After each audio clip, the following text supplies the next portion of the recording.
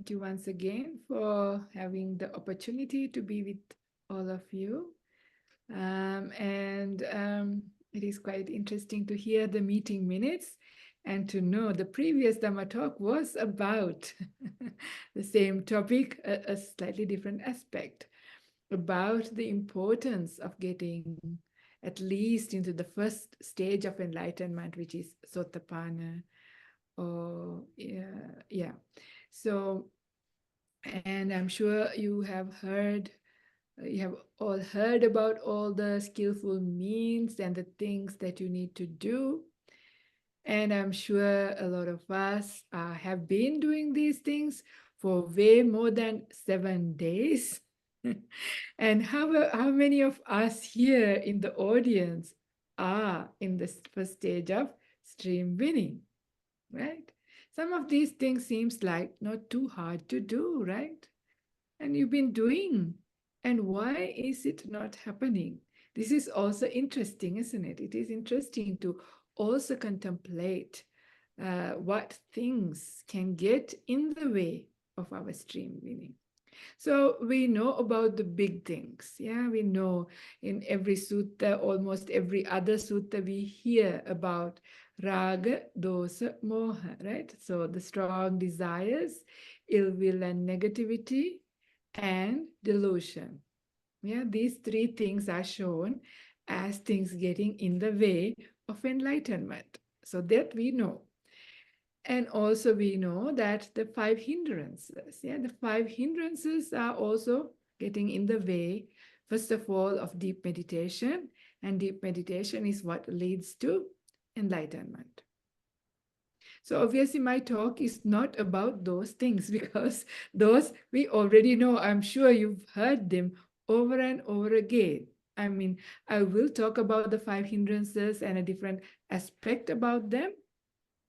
But I came across recently another sequence, another few things that gets in the way that we don't hear too much about, yet are very interesting. So that is why I wanted to, that's what I would like to present here today. So before I get into that, I actually want to speak a little bit about the 5 hindrances. Not about the 5 hindrances, but another interesting sutta from the Samyutta Nikaya in the Devata Samyutta, that is chapter 1, sutta number 6, called Awake. It's a very simple verse. It says, 5 are asleep when others are awake. 5 are awake when others are asleep. By 5 things one gathers dust. By 5 things one is purified.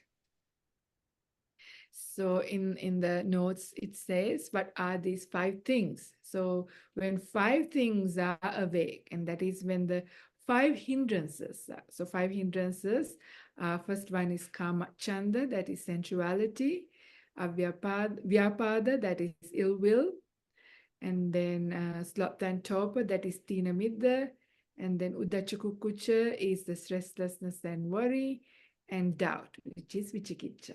So when these 5 things that get in the way, when they are awake, 5 other things are asleep. What are these 5 other things that are asleep? And obviously, if these 5 things wake up, then the other 5 things are asleep. So if you want the 5 hindrances to go to sleep and the good team to wake up, then we need to know what are these good things. Yeah, so that is actually the 5 faculties. So what are the 5 faculties? Saddha, Virya, Sati, Samadhi, Panya. So Saddha is confidence. Virya is energy. Sati is mindfulness. Samadhi is stillness or meditation, deep meditation. And Panya is wisdom. So, and it is these 5 faculties, when they come into maturity, that one becomes fully enlightened. So quite recently, a lady who came to offer dana was I usually ask people, what would you like to talk about today after as the Anumodana Dhamma talk? And she was telling that she was reading about these 5 things and whether there was a relationship between these things. So at the time, I thought it's interesting because it's nice. The Buddha said the way to learn the Dhamma, the way to apply yourself, there is a specific method, right? And the previous talk you would have heard, there were 4 things, the 4 things that are helpful to become a stream winner. And Sotapatti Anga, there's 4, and that is Saddhamma Sravana, that is hearing. The first one is Sappurisa Sangsevana, and that is the meeting of Arya Sanghas or Arya members, or anybody who's an Aryan, or a Kalyana Mitta, at least somebody who teach those teachings. The second one is Saddhamma Savana, which is the teachings of the Buddha. And then the third one is Yoniso Manasikara, that is wise attention. And the last one is Dhammanudhamma Patipatti, that is applying yourself, right, according to the teaching. So how do you apply yourself according to the teaching? And this is important to know, right? And the way the Buddha talks about this is that there are sutta, datta, vachasa parichita, manasanupekita, ditya, supatividda. And that is sutta, means you listen. Yeah, and these days you can also read, but at the time of the Buddha, it was important to listen. So almost at all the sermons the Buddha says, sadhukang sunata tan sunata sadhukang manasikarote. That means, listen carefully and pay attention. That is what the Buddha says before he starts giving a sermon. So that is precisely because it is important to listen carefully so that you can retain. So datta means you retain the sermon. So it's not like you listen to a teaching and then say that was a nice teaching, but what was it about and you can't remember, then there is no point, isn't it? Then we can't apply the teaching. So it is important that you listen carefully and then you can retain it, datta. Vachasa parichita means that you you practice it verbally. So that is to repeat it many times and memorize it, because it is important that you can bring it up when you need it, the teachings. So vachasa parichita. Manasa anupekita means you mentally reflect on it. So this is what we are going to do. This mental reflection is part of this process of applying the teachings into our lives. And then when we do this mental inspection, suddenly you have this light bulb moment where you go, aha, I understand how this works. So when that happens, that is when that becomes Ditya Supatividya, a view of yours, right view gets established. So this is how slowly the right view starts to grow inside of you.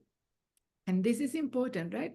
Another way to talk about stream winning is somebody who becomes a stream winner. That is when they get established in the right view, in the Noble Eightfold Path, right? So this is how.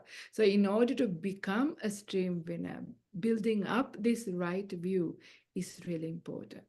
So in order to do the right view again, mental inspection is also important. It's part of that. So it's a huge topic. This is just a little reminder of it.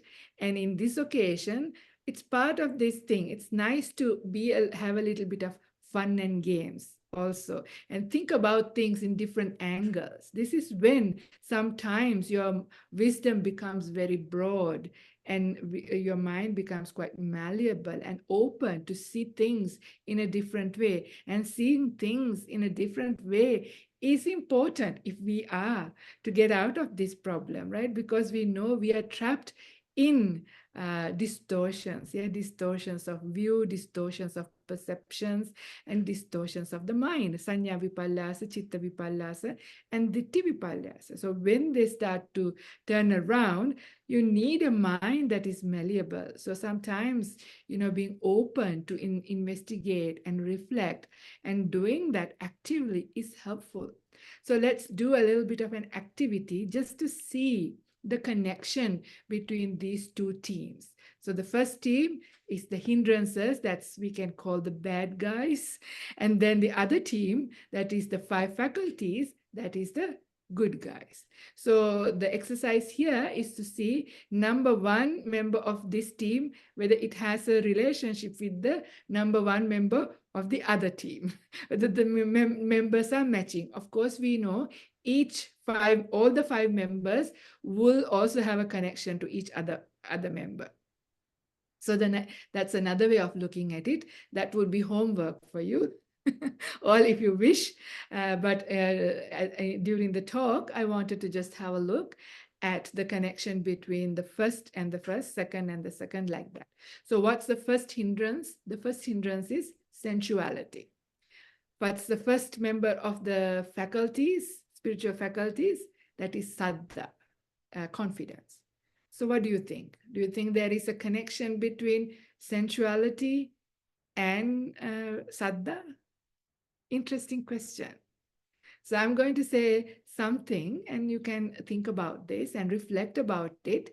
And if it is helpful, then you'll have a light bulb moment. And this is how it goes. So now, why do we go into sensuality? When there is suffering, the Buddha says, when the mind is suffering, and unenlightened worldling, they only know to go into the sensual pleasures as a way of relief. Yeah, so we run into these things.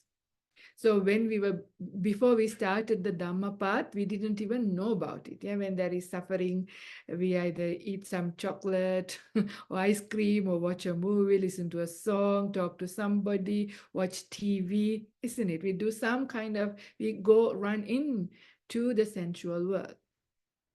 And of course, we know that sensual world going there is destroying our spiritual path. It's getting in the way of our meditation. We know that, but it is really difficult, right? So we just go there. But of course, once we have started our spiritual journey, once we have started learning about the suttas and the teachings, then we know, going into sensuality is problematic. It gets in the way of my meditation and stuff.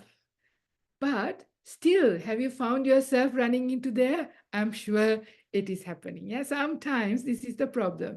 In the past, we were blind. We didn't even see we did it. We didn't even realize that it was a problem.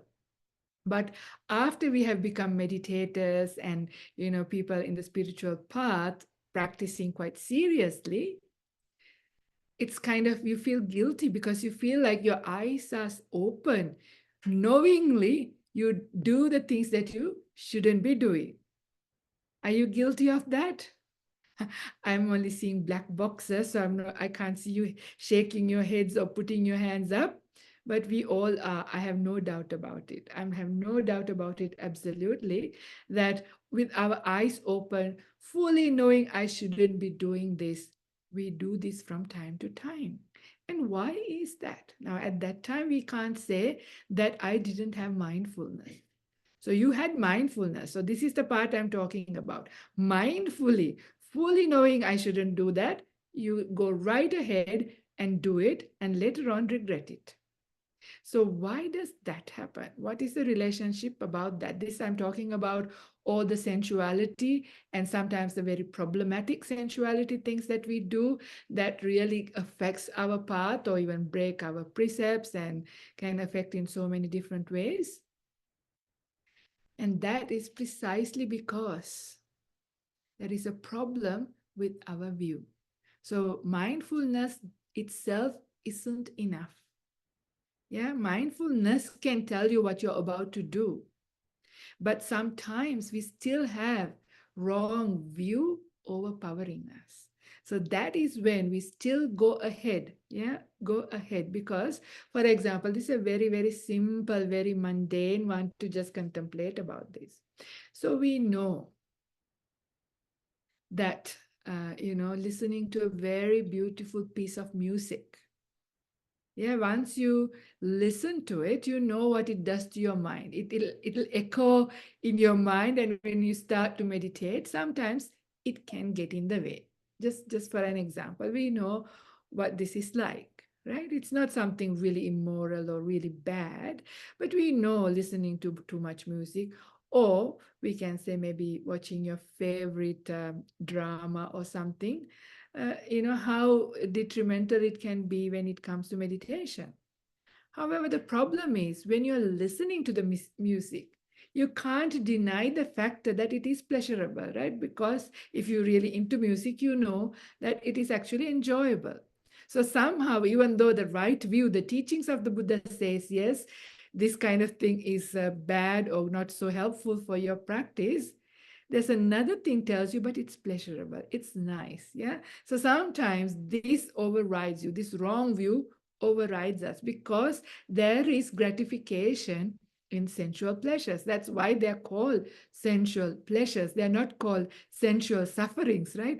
Even though they bring us suffering, they are called sensual pleasures. The reason is there is gratification, and sometimes this pleasurable aspect just blinds us, and that wrong view overpowers the right view. And that is when we open, with our eyes open, we go into the sensual world. So can you now see the where I'm getting at? So once your right view is getting established, once your confidence in the teaching, the Buddha's teachings, is growing and becoming stronger, then your mind inclines more and more towards the right view. The Buddha says again and again the dangers of sensual pleasures, isn't it? Everywhere, almost every other sutta, the Buddha talks about the dangers of sensuality. So as your confidence in the Buddha's teachings grow, that sort of comes up and it sort of checks in with the wrong view of the pleasurable aspect. So can you see maybe there is a relationship then between confidence and how that Shraddha can help with sensual pleasures. Again, also, sensual pleasures, too much sensual pleasures can be at a level of breaking precepts even. Yeah.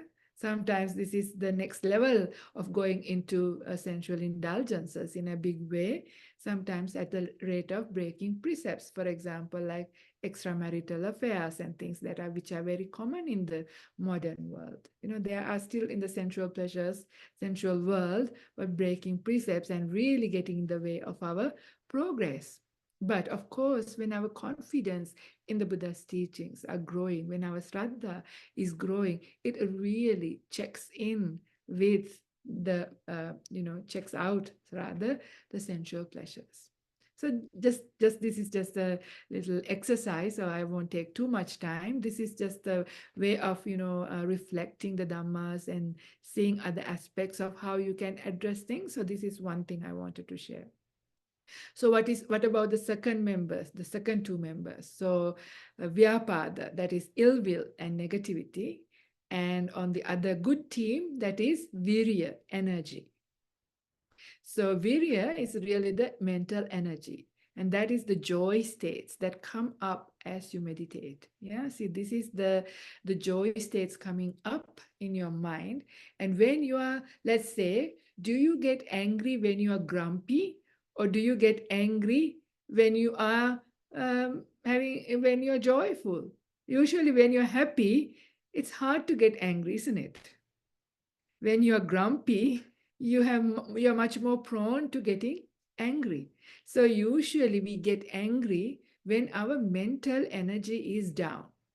Now, when I say this, some people say, well, when we get angry, there's a lot of energy in the mind. That is true. Of course, when you get angry, there is kind of a power inside of you, but this is not the virya as in the faculty of virya. That's a different kind of energy. That's just adrenaline coming into your blood and making you feel on top of the world as you're shouting and screaming at somebody. That's not the energy that we talk about here.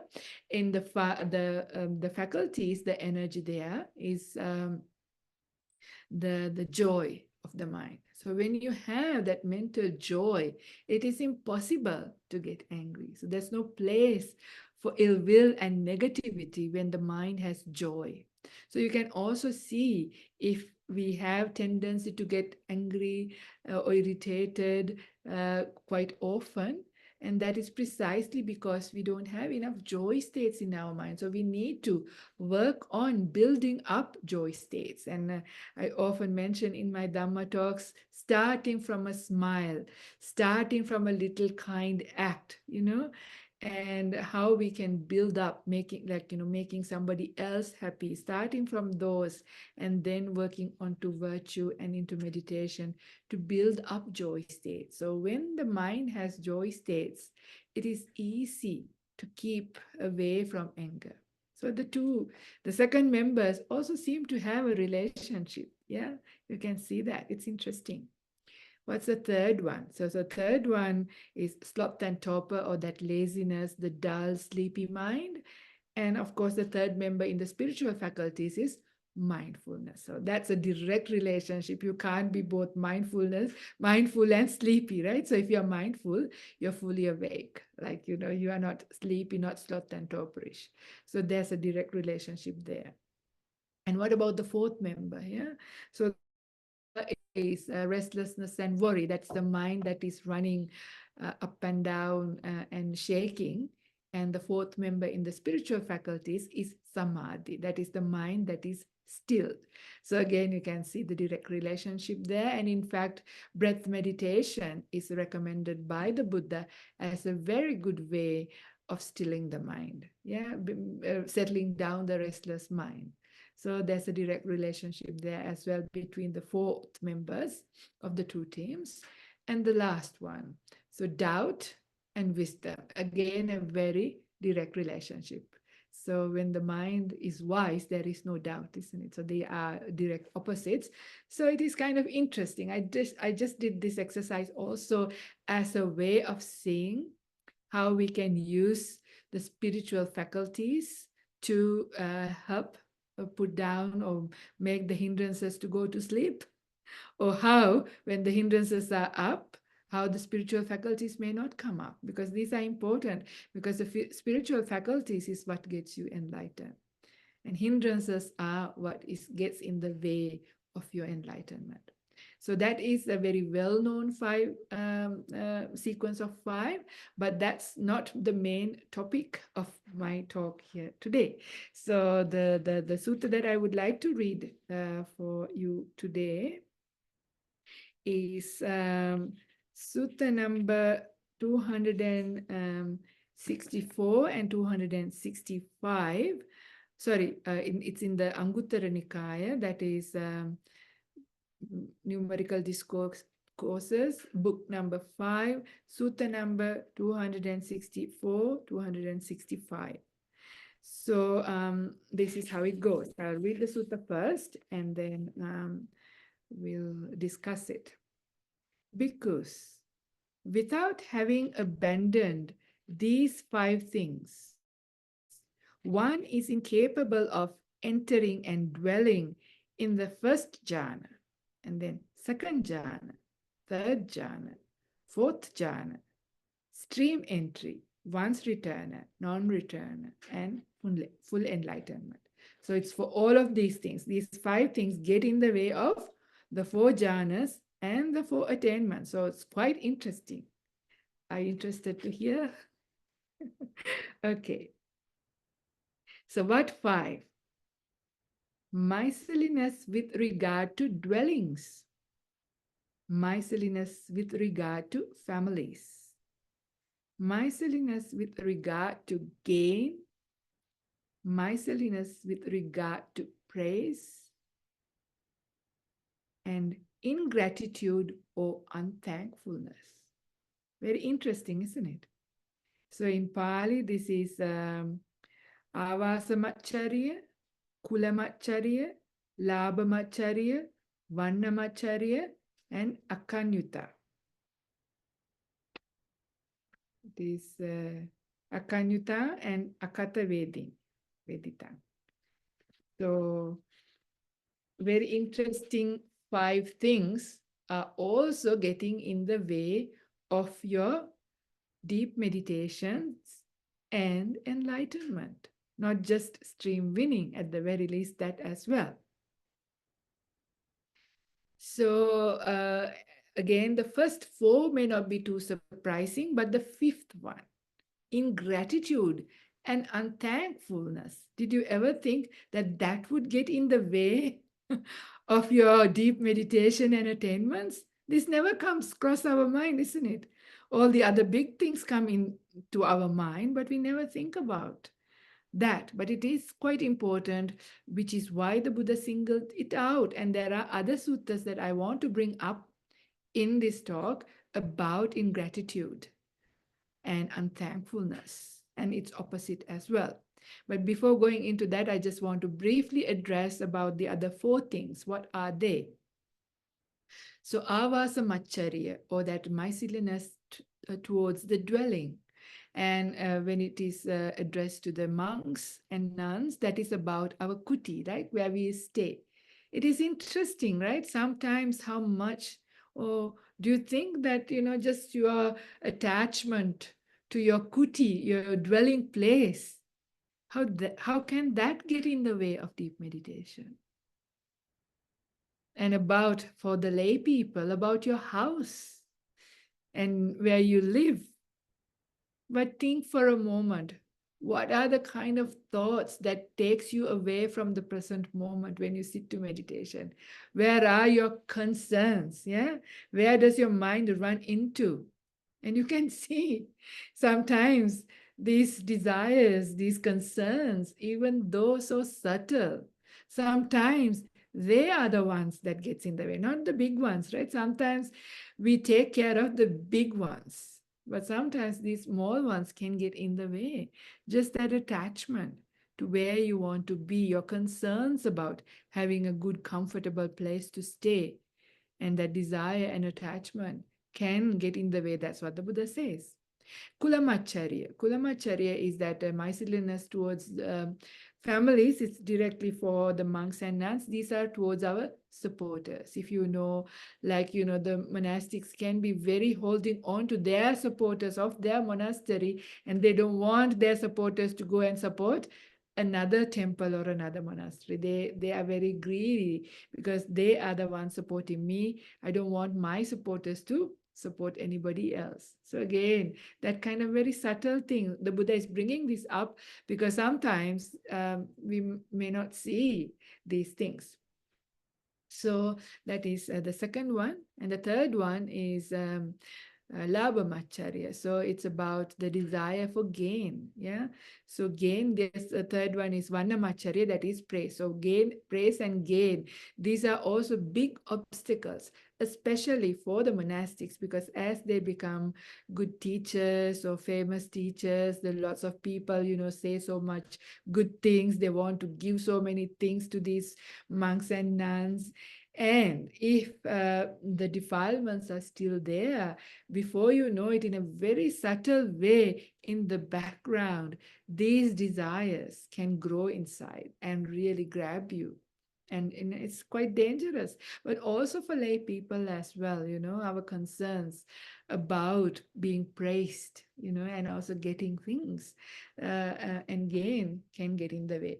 But these four things are quite obvious because they are strong desires, strong attachments.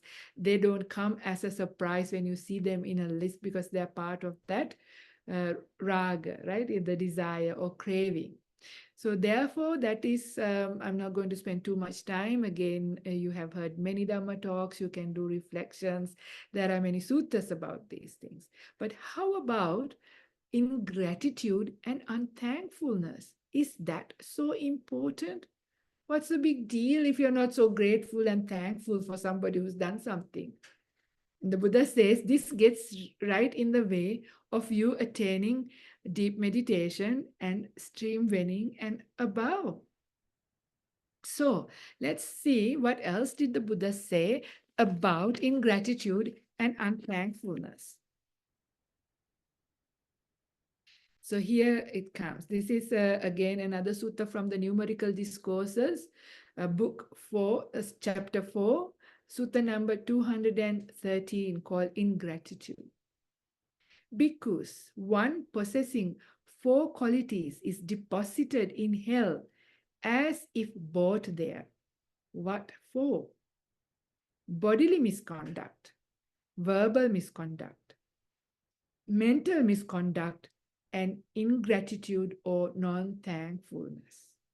Quite big thing, right? The big statement says you can be even taken to deposited in hell. Usually we hear about uh, the three, the body, the misconduct by body, speech, and mind.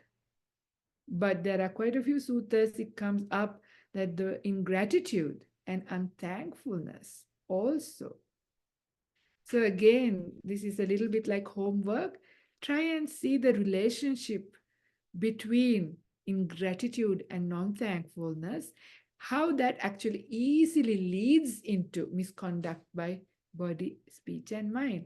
It's one, three in one in the fourth one, if I may say. Yeah. If you do the reflection, you can see when you start thinking, oh, this person didn't do this, it's not good enough, they could have done better. This is the ingrateful way of thinking, right? Because somebody may have given you maybe a coffee from McDonald's, and you think, oh, why didn't they get a nice coffee from maybe Gloria Jeans? Yeah, they just got me a cheap coffee. Uh, something like that. This is being ingrateful, no? Not instead of becoming grateful, and there is that mental misconduct. You might even then start saying and bad mouthing and even end up doing something bad by body. But this was just a very mild one. But you can do the contemplation to see how that bitterness that comes up in our minds, not being able to see the good somebody is doing, instead just finding fault and being ungrateful for the things that they couldn't do. This is quite common sometimes with children. Yeah, the parents have given so much for them, but the one or two or three things that they couldn't do, the children remember for the rest of their lives. They say, you didn't do this for me, you didn't give this to me, if you gave this and did this, I would have been different. Is that familiar? Have you heard sometimes this being said in families? This happens quite often, so people sometimes become like that and can in fact harbor so much ill will and negativity towards somebody who's done so much for you. Yeah, this happens. That is because when the mind has that kind of habit of having ingratitude and unthankfulness, so that is how these things, and they can end up doing quite bad things by body, speech, and mind when you have that ingratitude and unthankfulness. And that is why the Buddha says here you can be deposited in even hell. So it's quite big. But listen to the next one. Yeah, this is another one. Now, if you look through the whole Pali Canon, it is very hard to find a definition given by the Buddha for somebody who is a bad person. The Buddha talks about bad actions or bad things like this. The Buddha says, bad speech, bad bodily actions, bad ways of thinking, and so many things. But rarely does he call somebody or define somebody as a bad person. Even a serial killer or a child molester, he doesn't call as a bad person. He said they are bad acts. But there are a couple of suttas where the Buddha talks about or gives a definition of who he calls a bad person. So this one is in the Numerical Discourses, chapter number 2, sutta number 32. And here, bhikkhus, I will teach you the plane of the bad person, the plane of the good person. Listen and attend closely, I will speak. Yes, Bhante, the bhikkhus replied. The Blessed One said this. And what is the plane of the bad person? A bad person is ungrateful and unthankful. For ingratitude and unthankfulness are extolled by the bad. Ingratitude and unthankfulness belong entirely to the plane of the bad person. And what is the plane of the good person? A good person is grateful and thankful. For gratitude and thankfulness are extolled by the good. gratitude and thankfulness belong entirely to the plane of the good person. Quite a powerful statement again, isn't it? Because we never, when I first read this, I was like, did I read it right? Is this really true?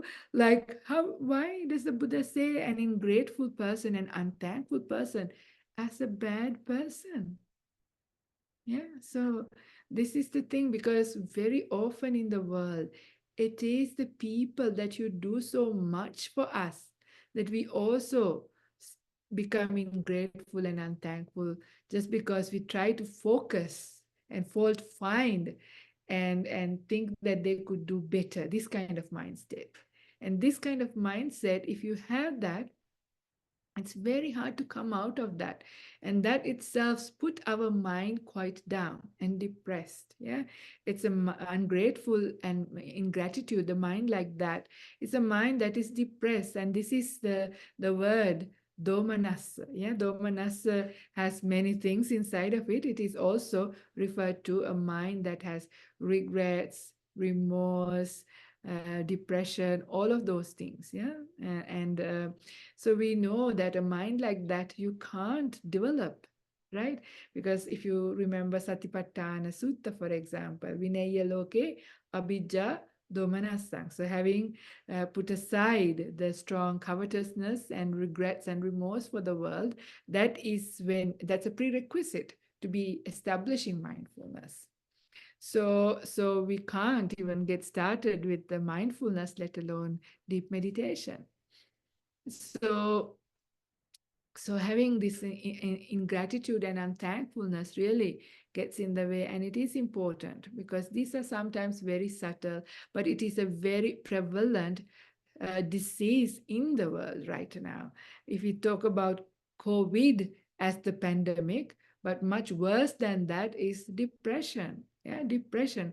And where does depression come from? Depression comes from a mind that harbors ingratitude and unthankfulness, because these are the people who can't see anything good. Nobody loves me, nobody cares about me, I don't have this and I don't have that, and the world is all dark and bad. And this way of looking at things, right? Because somebody who has gratitude and thankfulness, their mind is bright. They see something good in everything that is available to us. They see how whatever is there is helpful and how they can make use of something, and is thankful for the many many gifts we get every day in our life for so many people. Yeah, even these depressed people have so many people who love them, so many people who give them things, so many things that they have received free that they can appreciate, but the mind has gone into a mode of ingratitude and unthankfulness. So it is like always constantly looking, this could be better, it couldn't be like this, why only like this, why do I have to do like this? That kind of very fault finding mind is extremely dangerous. So, but there is a trend, isn't it? Like when people get together, this is the general trend of conversation: fault finding, blaming, being ingratitude.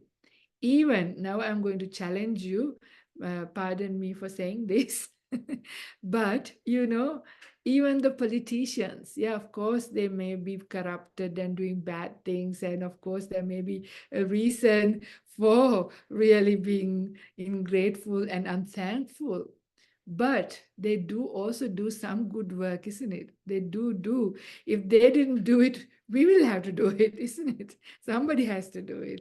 And it is, that kind of position is a very difficult one to stay pure. It comes geared for corruption and stuff like that. I'm not saying there aren't good politicians, there are. But the thing is, instead of making our mind bad by looking at the politicians and their corruptions and having a fault finding bad mind, what's the use of that? Yeah, if we can do something about it, good. But just indulging in that kind of mindset is not helpful. Yeah, if that is your pastime, you can see the danger. And I'm not saying this lightly, because a lot of people, when they get together, This is how they use their mind, isn't it? Ingrateful and thankful about so many things and so many people in the world. It's no point in that. The Buddha says instead, incline the mind towards gratitude, and gratitude actually has many, many benefits. Yeah. Many folds are the benefits of gratitude. First of all, when the mind has gratitude, it just feels good. It just immediately feels good. And why is that? That is because it's also a very interesting chemical reaction that happens inside of our body. It is even, you may know this already, or maybe we spoke about this in a previous talk, I can't remember. But when there is gratitude in the mind, serotonin and dopamine, two of the neurotransmitters, comes into our blood. They are feel good hormones. Yeah, they make you feel happy, they give you energy, they motivate you. And it is also very helpful for meditation. If you want good meditation, having these neurotransmitters in your body is helpful. But so therefore, gratitude, when the mind has gratitude, it is uplifted. Yeah, it has pamoja. It's a very good way to incline our mind to meditation. So gratitude, you can see the power of gratitude towards helping our meditation, but you can also see the downside of ingratitude and unthankfulness taking us down in our mind. And then the mind, when the mind is down like that, it is really hard to get into meditation. So that is why the Buddha says, with a mind like that, it is impossible to get into the first jhana, let alone stream winning and full enlightenment. But I just wanted to bring this as a factor that is getting in the way of our practice or our stream winning, is because we don't think about this thing. Yeah, think about the danger of having a mind that is ungrateful and unthankful, and also seeing the power of a mind when it has gratitude and thankfulness. It's quite beautiful to see people who have gratitude, quite beautiful to see people who are thankful. And the good thing about this as well is that it might be a bit hard to get into this flow of having gratitude. You might have to put in effort if you're not used to it. I mean, for the people who are used to it, it is so easy. And that is also because when you have gratitude, what happens is that it is regulated by the prefrontal cortex of your brain, so it's easy to train. And once it gets into your habit, it's easy for you to train your mind. Yeah, and then gratitude comes up quite naturally. And once gratitude comes up quite naturally, meditation becomes quite easy. And when meditation is quite easy, then everything else is easy. You might even be able to get enlightened in 7 days, as it says in the Satipatthana Sutta. Anyway, these are a few things I mainly wanted to highlight: the importance of gratitude and the danger of ingratitude in this Dhamma talk as something that gets in the way of your stream winning. So that is what I would like to offer to you as a Dhamma talk. And I would like to open up for any questions. So maybe Manori can help, or people can unmute, whatever way you would like to do it.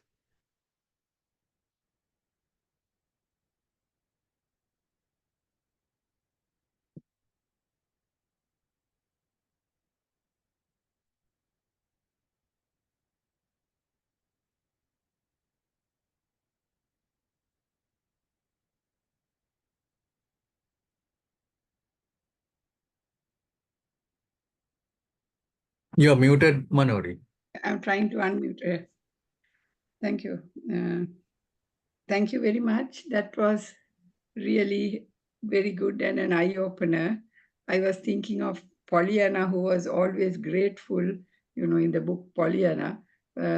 She was always happy because she was grateful for any little thing. She had, I think one time her leg, there was a problem, that she was happy thinking of the other leg. She thinks of being grateful, I have this, whatever. So as a result, she was always happy. But the bottom line was gratitude in that.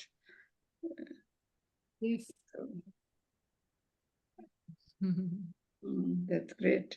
And of course, as Buddhists, I suppose, when you think about it, I'm just thinking, in some faiths, you have you are grateful to God that this is there. And that probably helps in being grateful, because Yes. they are So attributed to somebody who has given it.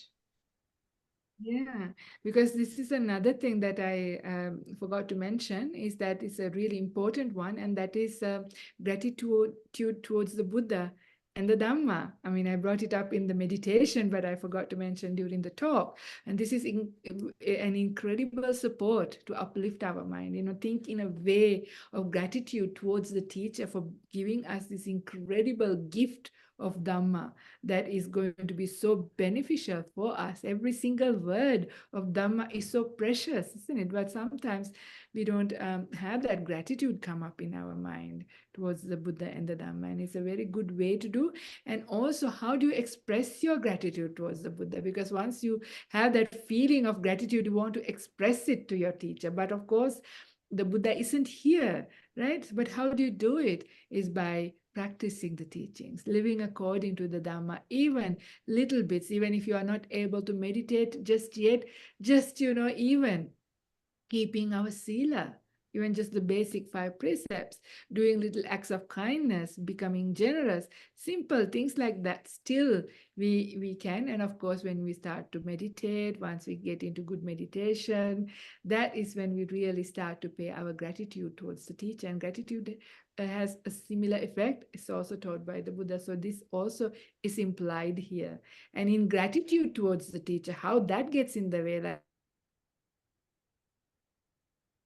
if you really get upset with the teacher, for example, with the teaching as well, and if you want to look up Chetokila Sutta, for example, this is in the Majjhima Nikaya, the Buddha says there are like kilas, like very big pillars. There are 5 things that will stand in the way of your enlightenment, and that one is having ill will towards the Buddha, ill will and negativity and disrespect towards the Buddha. And the second one is the ill will, negativity, and disrespect towards the Dhamma. Third one is towards the teaching. Fourth one is towards the training. And the fifth one is somebody who is always constantly creating disharmony in the Sangha. So again, having that ingratitude, disrespect, and unthankfulness towards Buddha Dhamma Sangha and the training gets in the way. So of course, gratitude, respect, and thankfulness towards the teacher is so helpful. So there again, you can see in gratefulness as getting in the way of enlightenment. Can I ask a question? Yes, Let me thank Ayya Karunika for that very, I think, detailed explanation of gratitude and ingratitude. I was really looking at the practical aspect where one would see that maybe that you ask someone to do a good job, do a job. If he does it well, then of course you will say thank you and then maybe thank him for that. But if a person does a job badly, then of course you will have to say that, or maybe scold them or tell them that it is not correct. So in that sense, can that be explained now? Because we are of course looking at how gratitude and ingratitude will help us in the meditation and other process, but in practical life, how would you handle this sort of thing? Thank you for bringing that up. This is a very, very important thing. And this is coming from a very wrong view that we have been trained in our lives. I mean, I'm myself guilty of having done that, because this is how it is. Yeah. Time is money. And also you need to do a good job. We need to do a perfect job, and we need to achieve our goals in a good way. And when we are a team leader, we need to, get our team to do and perform to the highest. And it is sort of coming from our good intentions of wanting to do something and achieve something. But the thing is, this is not so important. The important thing is not getting a good job done, but rather how do you do it? So people are more important than getting things done. So this is a really hard thing for us, especially task-oriented people, to get our head around, because we are so ingrained in that attitude. And this is when we tell off people saying, you didn't do a good job, it could have been better, or this is not what I told you to do. It is really sad later, right? Because sometimes they have tried their very best, but we expect something more, and we tell, and it actually is heartbreaking for the other person. Later we realize, but it's too late when we've done that. And also sometimes people are incapable of doing to our expectations. So, and sometimes we think they're lazy, they are, not giving, and that's why we feel bad. They should do this out of, but the thing is, people have defilements, and it's never right or never good to behave in that way. So the way to do about it is to say, okay, thank you still for trying your very best or doing this. I'm guessing that you tried your very best, but of course we couldn't achieve what we needed. Can you try better next time? And explain in a kind and good way, instead of really, telling and being bad, because this is really bad. Because I wanted to share this because this changed my life itself as well. And this was the near-death experience stories. Yeah, if you listen to some near-death experience stories, what people say, what every single one of them they say is, because what happens when you have that near-death experience, that is when you're dead and you have a whole life review, they see their whole life, everything that they have done, said and thought, and all of those things. And most of the things that they see is the day-to-day life. Yeah, how they talk with their loved ones at work, all of those things make up most of our life. And they see you yourself as a third person in a movie. Not only you see how you behave, but at that time, because of the mind's power, you can also understand how the other person felt. So this was a big insight for these people. They realize how you spoke, what you said, the impact that had on the other person, good and bad, right? So even the tone of your voice, how it has affected. And what has happened to these people after they've come back to life after the near-death experience, they have completely changed. They realize achieving things, getting goals is not important in life. People are important. How you do things is important. So virtue gets established. Being kind becomes established. So this is so important for us to remember, because it's a strong conditioning. I mean, I myself know when I was doing the building project, I was the building project manager for Dhammasara main complex, which was a few $1 million project. And I remember how upset I can get. And I have also told people off sometimes when they have made mistakes or wasted donation money. At that time, I was only a baby nun, but no excuse still. That is our training, but it's no good. So this, even for me, after this was a real big lesson.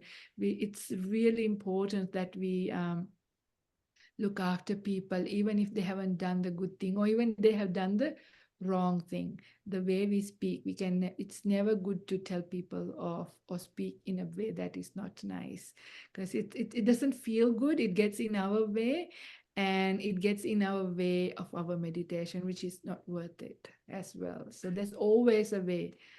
And also with the children, this is the other thing that very often parents say, oh, we must, tell our children off out of kindness so that they know how to do. But we can do it with kindness rather than telling off. But this is again like a habit that culturally also we do. But these things are actually not helpful. So it's really important how we conduct ourselves. So yeah, it's a Thank you. long reflection. This Thank you and much merit to you, Ayya. Yeah, thank you for the question. It's actually a good point. Thank you. It's so much of psychology, positive reinforcement rather than we have a few oh dear, chat. Mahendra Gonsal Corral, Dr. Gonsal Corral says, excellent and practical advice. Thank you so much. Malkanti Aberatna opened a lot of new ways of reflection. Excellent. Thank you. Samantha has put the hand up. Question. Samantha. Samantha, go ahead, please, Samantha. Thank you, Dr. Manori. Thank you, Ayya, for that really lovely talk. Yeah, it's really in connection with Professor Watawala's question. That was really interesting as well. So because it's very difficult to not get angry with people because until I'm enlightened, because because that's always myself, my views and my expectations. So how would I in practice? So would it mean that I try and just sort of realize, say that the other person doesn't know that they did something unknowingly through their own defilement, or is so-called ignorant, or they didn't mean it. So then I'm making excuses for something that's sometimes justified. So how can I be angry nicely, sort of thing? That's Yeah, my question. yeah, this is a good question Thank also, you, and we Ayya. have to be very careful. We have to be very careful about not to do what is called, I think, gaslighting. Yeah, try to see why somebody did what. Because this is, you are having a hard time, or you are having this, and it is because of that you are like this. So when you do like that, and if you try to sort of point at people to say, you are like this because of this, this is also quite dangerous and quite bad, and it's also not a good thing to do. But at the same and the other thing is also, we never know exactly, because unless you have that indriya parayopariya jnana, that is like a psychic ability to know somebody's psyche and the past lives and their karma and everything, we will never know exactly why that is. But the other side is that conditionality, that we know everybody's action is conditioned by the past, right? And their mindfulness. So because of that, you can also see, all right, even though I may not know the exact reason why they do the things they do the way they do, that is really annoying or not correct or even harmful, but there is a reason behind. So that idea is okay, but not to pinpoint what may be the reason. That is called, I think, gaslighting, but rather to just understand there are some reasons and causes, and especially the defilement. So if there are, obviously people who are doing things that are not good, things that are harmful and hurtful and, unjust, whatever, that they have defilements. And what did the Buddha say? When the defilements are in the mind, it's like achakku karana, andhakarana, panya nirodhika. So achakku karana means that you are like somebody without eyes. Andhakarana means you are walking in the dark. And panya nirodhika, the wisdom has departed. So, for example, let's say wherever the room that you are staying right now, suddenly there's a blackout and it's completely dark, and then you hear a fire alarm. So maybe there are few people there, and then you all want to get out of the place, but it's so dark you can't see. So you might be walking all over each other, toppling over everything, hitting onto walls. But would you get angry? You won't get angry, right? Because nobody can see. I can't see, they can't see. That's why we are walking all over each other. So that is that, walking in the darkness. So defilements are like that. So when the defilements are there in the mind, that is when somebody is doing something that is annoying and difficult for us. But also it's our defilements also, just seeing things in the way that we need to see. So it's both parties, not only them, but it is also us. So they are amplified in our mind. Sometimes what they do may be very small, but because of our own defilements, they are also felt much amplified. So when you recognize the two, that there is because of these defilements and also lack of mindfulness, these are happening, then that helps us. But it is easily said than done, right? It is easily said than done. So where you need to go to is cultivating much more joy states beforehand. That's why that relationship between negativity or anger, ill will, or irritation and energy of the mind is actually quite a powerful one. Yeah, so it's really powerful. So we have to be ready. So this is where we need to build up our spiritual qualities, our practice, even starting from generosity. Simple things like, giving and helping and being kind to people, and slowly building up that mental energy. And when our mental energy is there, it is easy to see people in another way. You can bring up compassion. You can become a bit resilient. Doesn't mean that you allow people to walk all over you, or doesn't mean you allow people to become lazy and slack and don't do your work if you are a team leader. Not at all. You need to put down your boundaries. You need to get them to do their job, but you can do it in a way that is different. Instead of telling people off, you can inspire them to do the work. Yeah, it's a completely different angle.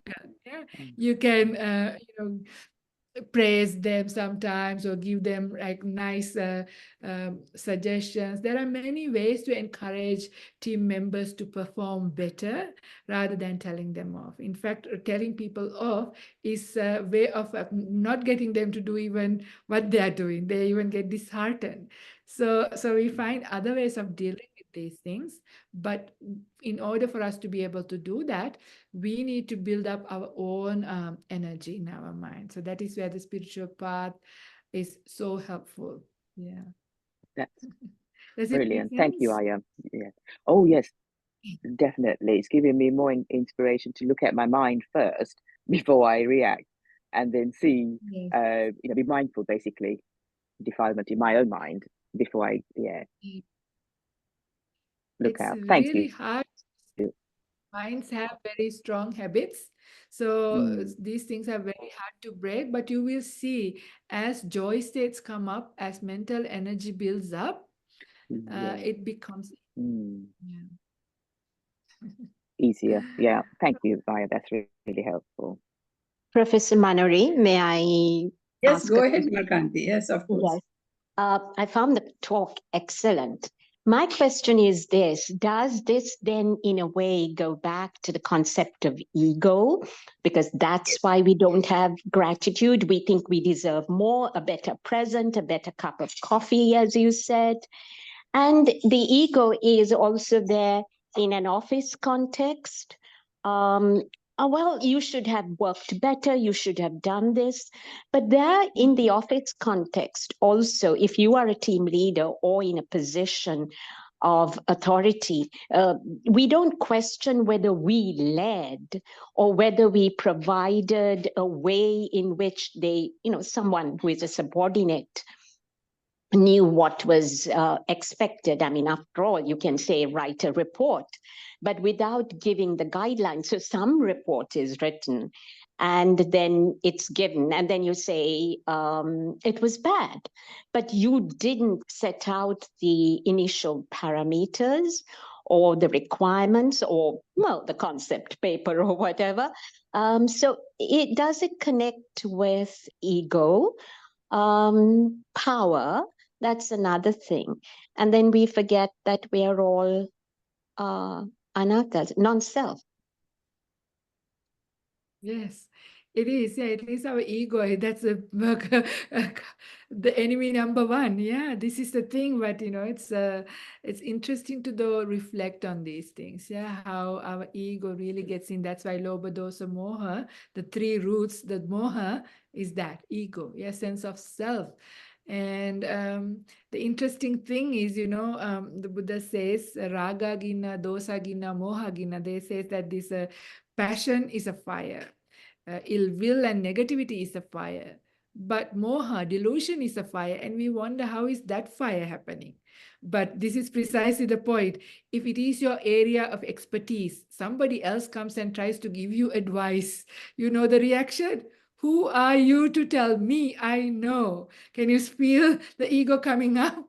You can be grateful, right? Because somebody else is telling something else. And if you are grateful, maybe you might learn something. Maybe they have a point. But you can see how that comes in and our ego comes in and how that is a feeling of burning. So, yes, precisely, it's our big ego that is making us to be very ungrateful and unthankful. And that is probably why the Buddha says such a person is a bad person. It's very rare for some Buddha to really say or call somebody a bad person, but he calls somebody who is ungrateful and unthankful as a bad person. And these are the big ego people. Really, when we have a very big ego, it's very hard. The whole world, you're the center of universe, and you feel like my money, my time, my everything, so why do I have to be grateful for anybody else?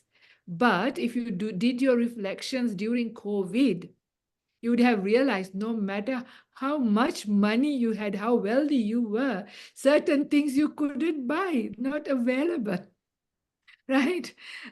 Because then you realize, in this plate of food I eat, I can see the whole world supporting me, right? It's not my money, my time. I went and bought the food and I cooked it myself and I ate it. I don't have to be grateful for anybody.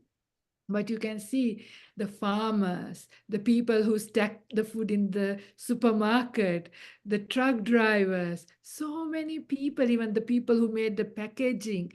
Everybody has to come together for us to have a meal, to have something to wear, to do anything.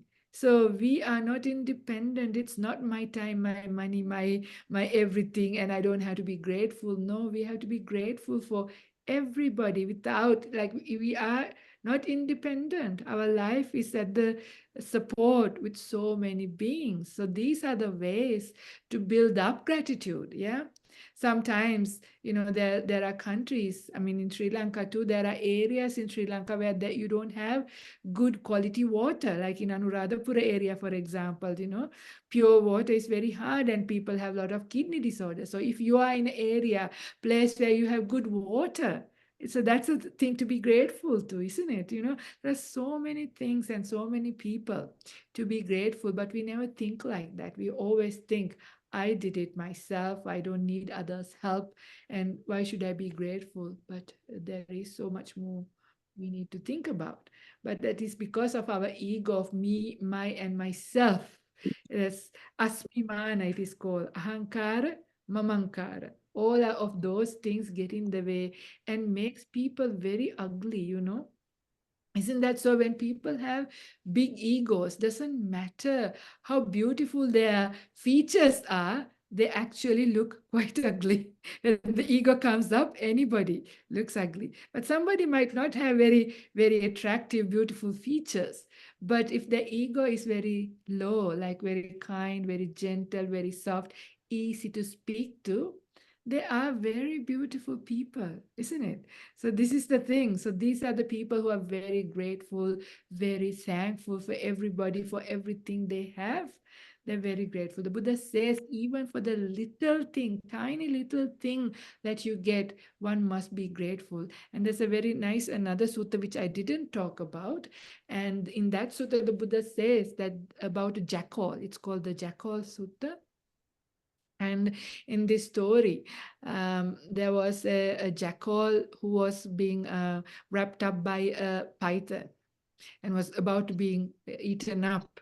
And a farmer walks by and sees that, and the farmer fights and takes out, somehow uses the web things and release the jackal and saves jackal's life from being eaten up by the python. So many years later, another python or the same python, we don't know, wraps up around the farmer and was about to eat up the farmer. And this jackal, now an old jackal, sees that. And the jackal runs to the farmer's house and tries to get attention of the farmer's family. And the farmer's family come and save the farmer from being eaten up by the python. And the Buddha says, this jackal has much more gratitude than some people in the audience right here. So, he was really telling, even an animal sometimes have much more gratitude than some people who are very ungrateful and unthankful for the things they receive, especially as monastics. Our life is completely supported by the generosity and kindness of the lay supporters. But sometimes it's easy for some people to really get and start complaining, oh, my robe isn't good enough, why they didn't get a cotton one, and why did they get me a cheap polyester, or whatever it is. This can easily happen even with the food. Instead of being grateful, I have something to eat, rather than and complaining about these things. So yeah, so anyway, I went off the track a little bit, but these are some things I also had wanted to mention during the talk, which I forgot. But anyway, now I said it. Yeah. Thank you very much, Okay. Peter. Time has